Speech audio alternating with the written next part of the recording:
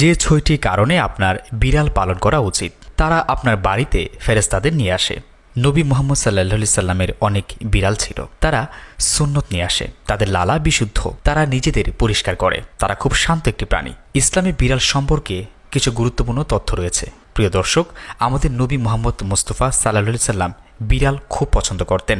বিড়াল পরিষ্কার এবং খাঁটি একটি প্রাণী। বিড়াল বাড়ি এবং মসজিদে প্রবেশ করতে পারে।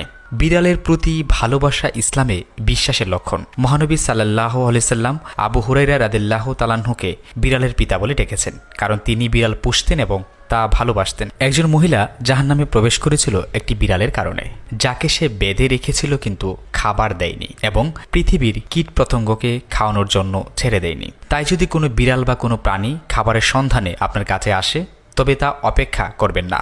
এটি আপনার কাছে এসেছে শুধুমাত্র আপনার কল্যাণের জন্য এবং কিছু গুনাহ দূর করার জন্য। সুবহানাল্লাহ। আসুন বিড়াল সম্পর্কে কিছু অবগত হই এবং ভালো ধারণা অর্জন করি।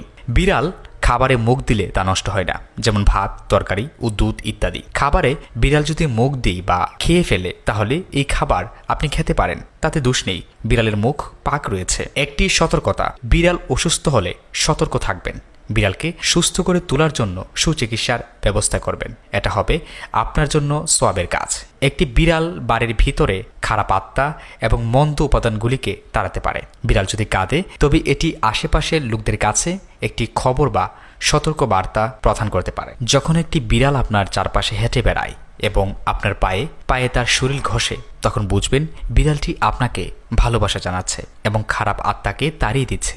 আপনার মধ্যে যদি দূষিত কোনো কিছু থেকে থাকে, তাহলে তা দূর করছে। আপনি কি জানেন, আপনি যখন ঘুমাচ্ছেন এবং আপনার পাশে একটি বিড়াল থাকবে, তখন কোনো অস্বাভাবিক প্রাণী আপনার কাছে আসবে না, কারণ অস্বাভাবিক প্রাণীগুলো বিড়ালকে ভয় পায়। তাই বিড়ালদের তাড়িয়ে দিবেন না, আঘাত করবেন না, কারণ বিড়াল উপকারী প্রাণী।